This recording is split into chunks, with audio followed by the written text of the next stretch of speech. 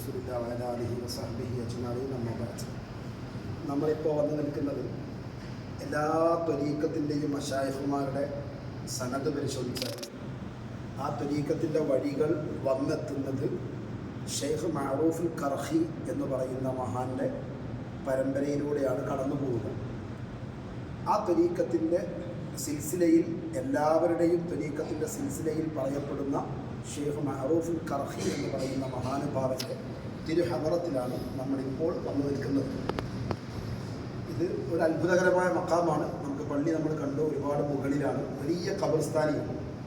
അടിയിൽ ഒരുപാട് താഴെയാണ് ഖബറുള്ളത്. നമ്മൾ ബൈത്തുൽ മുഖദ്ദസിൽ പോകുമ്പോൾ ഖലീലുല്ലാഹി ഇബ്രാഹിം നബി അലൈഹി ഇസ്ലാമിനെ സിയാറത്ത് ചെയ്യല്ലോ, അത് മുകളിലാണ്. എന്നാൽ അവിടുത്തെ ഖബറുള്ളത് ഒരുപാട് താഴെയാണ്. ഇതും അതുപോലെ മഅറൂഫുൽ കർഖി തങ്ങളുടെ ഖബർ ഇതിൻ്റെ നേരെ താഴെയാണ്.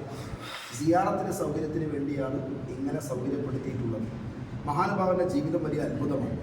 കുട്ടിക്കാലത്ത് തന്നെ അദ്ദേഹത്തിൻ്റെ കുടുംബം ക്രൈസ്തവ കുടുംബമാണ്. അദ്ദേഹത്തിന് ത്രിയേകത്വത്തിലുള്ള വിശ്വാസം ഇല്ല.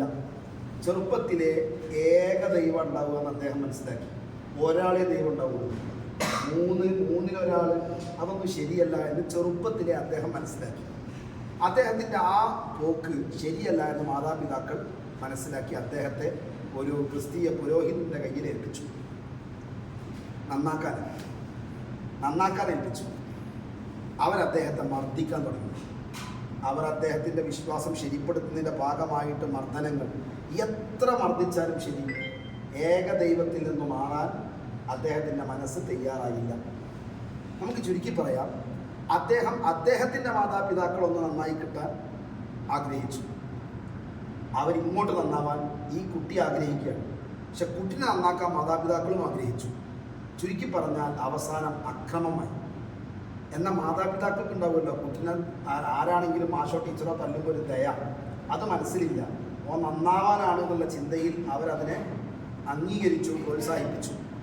ചുരുക്കി പറഞ്ഞാൽ അവസാനം എങ്ങനെയും അവരുടെ ഭാഷയിൽ നേരെയാവുന്നില്ല. അപ്പോൾ അദ്ദേഹത്തെ ഒരു മുറിക്കുള്ളിലിട്ട് പൂട്ടി. എന്നിട്ട് മാതാവിൻ്റെ അലിവ് കൊണ്ട് ഒരു ദിവസത്തിൽ ഒരു കഷ്ണം റൊട്ടിയും അല്പം വെള്ളവും കൊടുക്കും, വേറൊന്നും കൊടുക്കില്ല. 3 ദിവസം അങ്ങനെ പട്ടിണി കിട്ടും. അവസാനം അപ്പം ഈ മാതാവിൻ്റെ മനസ്സലിക്കും, കാരണം കുട്ടിക്ക് ഭ്രാന്തായി പോകും.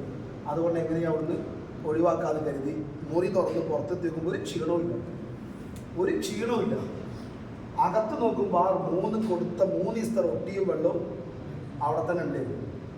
അപ്പോൾ ചോദിച്ചു, ഇതെന്താ അത്ഭുതം, ഞാൻ ആരെ വിശ്വസിക്കുന്നതിനെ കുറിച്ചാണോ നിങ്ങൾ എന്നെ വേദനിപ്പിക്കുന്നത്? അവരുടെ സാന്നിധ്യം ഞാൻ അനുഭവിച്ചു, എനിക്ക് അവിടെ തന്നെ കൂടാനാണ് ഇഷ്ടം. ഒറ്റയ്ക്കിരുന്ന് അള്ളാഹുവിൽ ലയിച്ചു ചേരുന്നതിൽ ഇഷ്ടം കണ്ടെത്തി അത്രയും ചെറുപ്പത്തിൽ മഹാനായ ഷെയ്ഖ് മഅറൂഫുൽ കർഖി. പിന്നീട് മഹാനവറുകൾ വീട് വിട്ടിറങ്ങി. പുറക്കാരെ നന്നാകുന്നില്ല, മൂപ്പരെ നന്നാക്കാൻ ഓരോ ഭാഷയെ പറഞ്ഞാവും നന്നാകുന്നില്ല. അവസാനം വീട് വിട്ടിറങ്ങി. നല്ല സുമുഖനാണ്, സുന്ദരനാണ്, നല്ല ഏത് ആളുകൾക്കും അദ്ദേഹത്തെ കണ്ടാൽ നോക്കിപ്പോകും.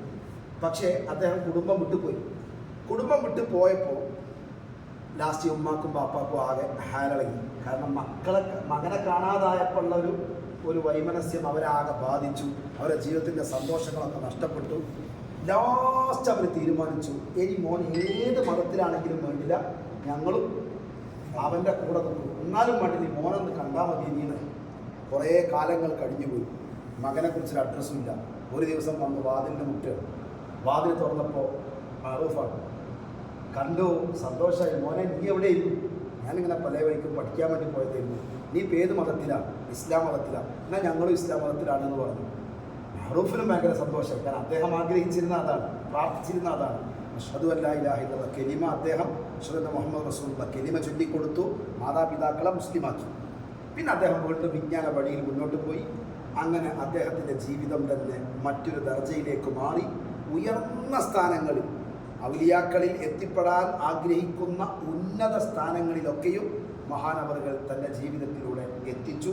വലിയ കറാമത്തിനുടമയായിരുന്നു. കറാമത്ത് എന്ന് പറഞ്ഞാൽ അതിനെ പാടി നടക്കുന്നത് ഇഷ്ടമല്ല.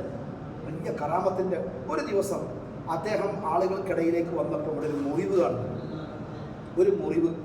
ഈ മുറിവ് കണ്ടപ്പോൾ ആളുകൾക്കൊരു വിഷമം. എന്താ ഷെയ്ഖിൻ്റെ മുഖത്തൊരു മുറിവ്? അത് ചോദിക്കാൻ പേടി. എന്നാൽ ആരോ ഒന്ന് അള്ളാനെ വിചാരിച്ച് എന്താ ഇത് പറ്റിയെന്നുള്ളത് പറഞ്ഞതിനോട് അള്ളാനെ വിചാരിച്ചത് പറഞ്ഞതിന് ഷെയ്ഖിനും ഒരു ബുദ്ധിമുട്ട്, എന്നും പറയാൻ ഇഷ്ടപ്പെടുന്ന ആളല്ല. പക്ഷെ അള്ളാനെ മുൻനിർത്തി പറഞ്ഞപ്പോൾ അത് പറയാതിരിക്കാൻ നിർവാഹമില്ല. അദ്ദേഹം കാര്യം വിശദീകരിച്ചു. ഇന്നലെ ഞാൻ പരിശുദ്ധ മക്കയിൽ തവാഫ് ചെയ്യാൻ ആഗ്രഹിച്ചു. അങ്ങനെ അദ്ദേഹം തവാഫിന് പോയി. തവാഫ് കഴിഞ്ഞ് സംസം കിണറിനടുത്തേക്ക് പോയപ്പോൾ ഒന്ന് വീട് അതിന് മുടിയായില്ല. ഇതൊക്കെ രഹസ്യമാണ്, ഒന്നും ആർക്കും അറിയില്ല. ഇവിടെ ജീവിക്കുകയാണ്. അപ്പോഴാണ് പരിശുദ്ധ മക്കയിൽ അദ്ദേഹം തവാഫിന് പോകുന്നത്. ആ വീഴ്ചയിൽ വന്ന മുറിവാണ് ഇത്. ആ ആളുകൾ അറിയുന്നതിന് മുമ്പ് എനിക്ക് പ്രയാസമുണ്ട്, പക്ഷേ പറയാതിരിക്കാൻ നിർവാഹമല്ല പറഞ്ഞു.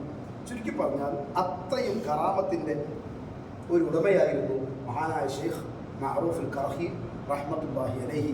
നമ്മുടെ നാട്ടിലും നമ്മൾ ആചരിച്ചു വരുന്ന പല ത്വരീഖത്തിൻ്റെയും മശായിഖുമാരുടെ മനസ്സിൻ്റെ സിൽസിലയിൽ ഷെയ്ഖ് അവരുടെ സ്ഥാനം വലിയ ഉന്നത സ്ഥാനമാണ്. ഇവരനുവദിച്ചാൽ ആരോഗ്യമുള്ള ആഫിയത്തുള്ള ആളുകൾക്ക് താഴെ ഇറങ്ങാനൊരു വഴിയുണ്ട്.